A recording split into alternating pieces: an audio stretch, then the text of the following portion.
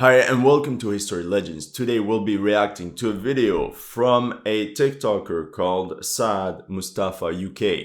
I absolutely wanted to show you this gem, this cringe gem. And you know what's the worst? The video got nearly 1.8 million views and over 300,000 likes. Be prepared for a classic History Legends rant.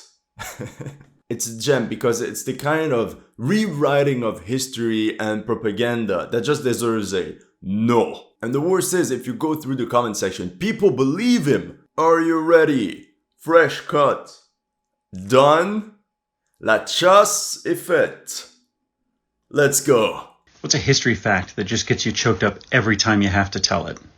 So being Pakistani, growing up, I was always told we should be grateful to be in this country and Indians are our enemies and stuff. I mean, there is some truth to it. Pakistan and India did clash 4 times in the past 70 years. 1947, 1965, 1971, 1991, plus ongoing border skirmishes in Kashmir. So yeah, the claim that Pakistanis and Indians are enemies is not completely crazy. And historically speaking, let's be honest, most of the invasions of the Indian subcontinent, South Asia, came from the northwest, through modern-day Afghanistan and Pakistan. Think of Alexander the Great, Timur, Babur, Ahmad Shah Durrani from Afghanistan, and Nader Shah from Persia. And that's just to name a few, and 4 out of these 5 conquerors were Muslim. So the ongoing beef between Hindu-majority India and Muslim-majority Pakistan is not new at all. And this division cannot solely be blamed on the evil white British men plotting against South Asians. And one last fact,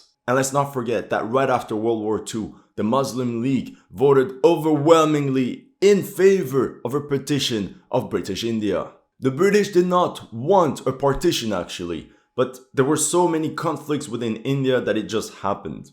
Already in the 1930s, the Muslim League had created this entity called Pakistan and they wanted their own Muslim majority country.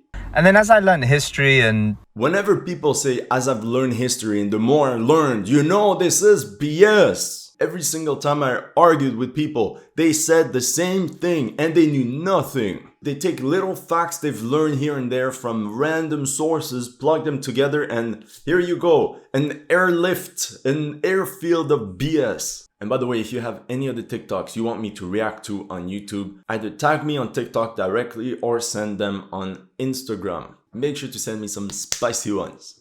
And the more I've learned, the more I realized, we weren't always like this. We were one nation. We were South Asia before Britain came over, and we had... What?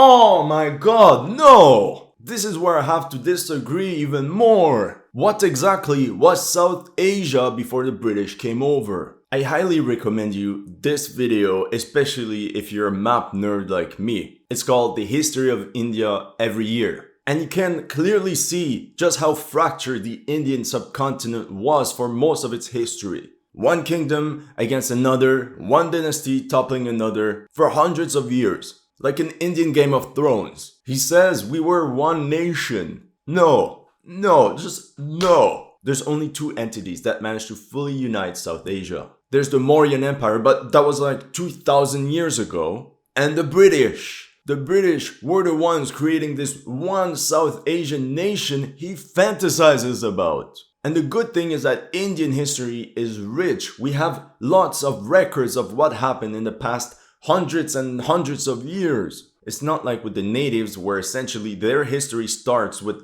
the colonizers coming over with the written records. We have no idea what happened before, so a lot of people have this fantasy imagination that they were all living peacefully together until the Europeans came over, which we know is wrong. But with India, we have a proof. We know South Asia is also home to not 1 but 650 different languages. And there are also so many religions there. Hinduism, Islam, Buddhism, Sikhism, Christianity, Jainism. So how were they united? Perhaps skin color is what he has in mind, but even then, look at the different people from Pakistan and Sri Lanka, they're not really the same people. So yeah, the premise of his argument is already historically inaccurate. And you know it, this is the perfect recipe to get History Legends mad. There's no way he actually read through the history of it all. I can't believe it. Either it's him just being lazy that he didn't actually read through just a couple headlines here and there, or there's an agenda. He purposely misleads his audience. And I don't know which one is worst. The highest economy, we had everything and anything we wanted. And then Britain came over and they did us some damage, okay? They divided us. They stole from us. They stole trillions, by the way. I'm not even exaggerating. It's trillions. The Queen still has the diamond in her crown, which belongs to us, the Kohinoor. Come on, how can you know trillions? How do you even calculate this? This argument of the stolen trillions come from an economist, or rather political activist. And her name is Utsa Patnaik. She claims that Britain stole $45 trillion from India. It's absolute garbage. Long story short, she used a 5% compound interest rate over centuries, which is totally unrealistic, and uses the exact same historical conversion rate between the UK pound and the US dollar at 4.84. And she completely disregards historical devaluations. I'll show you a quick example. Imagine $1 million in 1922 over 100 years at 5% compound interest. It becomes 147 million. Essentially, the 45 trillions represents the investment of these funds. By 2050, Britain would have stolen 236 trillions. It never stops. This guy probably just read one of the headlines on Al Jazeera and is like, that's it. Britain stole from us. We were so happy. We were so rich. We were the best until these evil white colonizers showed up. This is a recurrent argument of these political activists. I'm sorry, if you were so much the best, how come you got tackled by these puny little white colonizers? Let's get things straight. Britain had 5 million people in 1700. India, 160 million. How come a small island at the other side of the world, with 32 times less population, managed to bring its ships to the coastline of India, drop a couple thousand soldiers and just win? They managed to subdue the entire Indian subcontinent, which nobody managed to do in the past 2,000 years. How is that possible? Without knowing, his argument feeds exactly the people that said, oh yeah, we the Europeans were just naturally better than all the others. The only explanation is that India was already divided. Put simply, as the Europeans arrived in India, there was a major war between the Muslim-led Mughal Empire and the emerging Hindu Maratha Empire. And if things couldn't get worse, Europeans were not the only foreigners noticing the trouble emerging in India. That India was weakened. This is when Ahmad Shah Durrani from Afghanistan invaded India and put both the Mughals and the Marathan empires to their knees. Europeans came in and simply had to pick up the broken pots. I don't even know if it's an expression in English. No, it is. I promised myself it would be a small rant, but we might be going a bit longer. Anyway, all this trouble resulted in this map of India, and I have it right here. Notice the shrinking Mughal empire, the expanding Maratha empire. But you also see all the European colonies, which by the way are not only British like he claims or thinks, but also Portuguese, Dutch, and French. And you can clearly see on the map that they all wanted a piece of the cake. Who doesn't want cake, right? For example, this was the extent of French possessions in India before they all clashed with the British East India Company. And also notice in the northwest, the nascent Sikh Empire. What makes me mad is that he clearly never looked at the map, and it convinces me more that he didn't look this up. Sees racism everywhere. But it's more than that. The more I read into it, what they did in terms of the famine, how much they stole from us, the rape and murder, and then what? You see how he simply cuts that part, doesn't even know what he's talking about. Famine, stealing, the rape and murder. Okay, cut. You can literally apply that to every war in history, anywhere in the world. Yes, that did happen with the British, but it's so dishonest and manipulative to ignore that it also happened before Europeans arrived. How do you think the inhabitants of Delhi felt like when Timur sacked, pillaged, plundered this city in 1398? And Timur massacred all Hindus and Muslims alike. Why doesn't he speak about that? Or what about when the Deccan Sultanates plundered the capital of the Vijayanagara Empire? after defeating them in battle at Talikota in 1565. Only ruins were left, which by the way were found by a British archaeologist. And it's the British that revived the memory of this lost empire of Indian history. But of course, we're not allowed to talk about that. Of course, we have to talk about the celebrity of our video, Ahmad Shah Durrani's 8 invasions of India. This guy just came in and out at will, no breaks from 1748 to 1767, almost 20 years. His goal was to literally invade a rich but poorly defended neighboring country, plunder and exploit her resources. How is it when this guy from neighboring Pakistan explicitly says his goals that no, this is fine, it's among us, we're brothers. Yeah, right. His victims must have felt extremely brotherly. Of course, our friend here is not mad at him or any of the others, but the moment he sees some gingers with fried Mars bars and fish and chips, he goes on a rant. What else is the kicker is that they never taught us any of this in school. Perhaps because it's all BS and trash. Did you even think about that? But like, the other thing was they didn't teach us that we also fought in all their wars. Oh, really? Oh yeah, school definitely kept the secret of the 54th Sikh regiment that formed squares at Waterloo. Or the Royal Bengali archers that defeated the French knights at Agincourt. Or even the first Punjabi cavalry that charged the Scots at Bannockburn. Let's be serious, the first time Indian soldiers fought abroad for the British was during the Second Opium War in 1860. And it's true that a lot of Indian soldiers did not want to be deployed out of their home region, but after the mutinies of 1857 and the repression, let's say the British had the final word. And then the Indians did participate in a lot of Britain's colonial wars after that. But I like how he's in Britain and he has this British-centric perspective of history. It's quite ironic. Fun fact is the French that actually introduced European drill and tactics to Indian recruits. By 1720, the sepoys on the French service numbered 10,000. The British saw how effective it was. They were very jealous and they just said, okay, let's copy them. But what the British had that the French didn't was cash, lots of cash. I'm joking, but they basically paid off the sepoys of the French army to join them.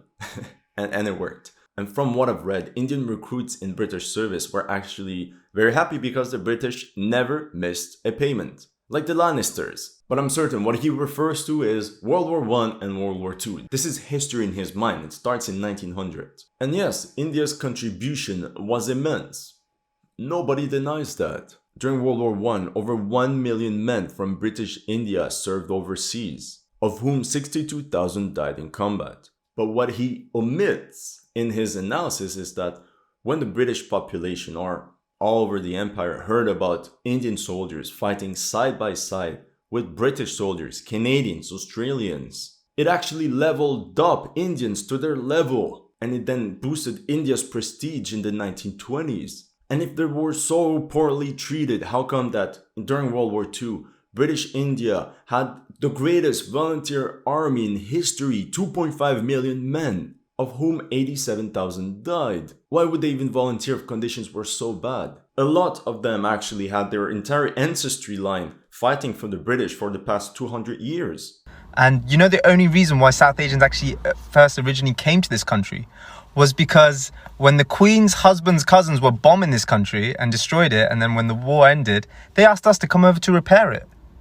Ah, naughty, naughty, naughty. So dishonest. First of all, nobody forced South Asians to move to Britain. And just let's take a look at the numbers. There were 31,000 British Indians by 1951. 30,000. Compared to 7,000 in 1932 before the war. Okay, so an extra 20,000 workers to repair stuff. That's not crazy. And actually, there were a lot of Indians already in Britain for a long time. Fun fact, London's first Indian restaurant dates 1810. And by 1850, there were 40,000 Indians living in Britain on and off. The majority were seamen called lascars working on ships and ports. But since most of these men were abroad most of the time, they could not have a wife in India, and they certainly couldn't bring their wife to Britain. It was too expensive, so a lot of them actually married British women. I've read that, I thought that was super interesting, at least more realistic than the Bridgerton. Yes, because I was forced to watch the Bridgerton. But anyway, the large number of South Asians that came to Britain actually came in the 1960s and especially in the 1970s. Clearly, 30 years after World War II.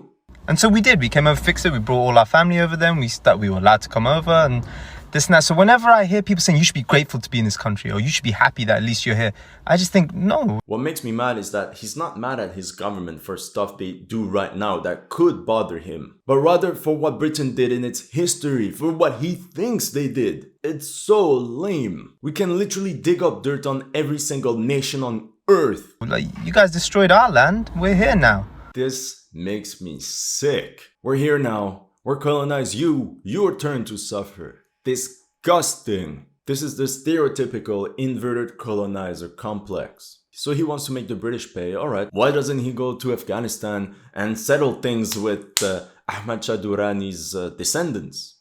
He's not gonna do that. Or Central Asia for the Mughal Empire. No. Let's take the easy target, Britain. I don't understand. After everything he learned in his history, he should be happy that he's actually able to live in England, normal life, and that both India and Britain decided to stop their beef, and that they can move on forward together for a better future. But no, they prefer to be mad at something completely made up. Okay, so yeah, and it still upsets me to this day because we're not taught this. And we're walking around blind and unknowing, and we were told to not love ourselves. We went from Moguls to Mowgli, and since learning this history, it hurts, but at the same time, it helps you grow. So if you are South Asian, go read up on your history. Read how beautiful it is. And I would confidently say this to every South Asian watching this, that we are the prettiest people. Look how pretty we are. Brown, bold, and beautiful. I told you, skin color was 100% involved in his narrative. You know it. Anyway, honestly, it's just sad. I don't know what to say. I don't know this guy. I don't know what's going on in his life. He talks about racism multiple times. Who knows what he's going through? Perhaps this is his way of expressing things. The problem is that he does this on TikTok, gets 2 million views. It's not as if he's just ranting to his best friend. 2 million people watch and are like, yeah, maybe you're right. That's the problem. And the funny thing is that he mentioned the Mughal Empire. He's proud about the Mughals invading the others. Like, he clearly loves this era where, yeah, they were strong and they were beating the shit out of their neighbors. But when another empire comes in, of course, he doesn't like that. And this is another typical thing of the inverted colonizer complex. When it's their ancestors that invaded, they're happy and proud. But when other people do it, they're like, this is racist, this is colonialism, this is whatever you want in the book. Anyway, this is a rant that exceeded the time limit that I gave myself. If you're watching this, make sure to like and subscribe. And if you want to help my work, make sure to subscribe to my Patreon or my PayPal. The links are in the description.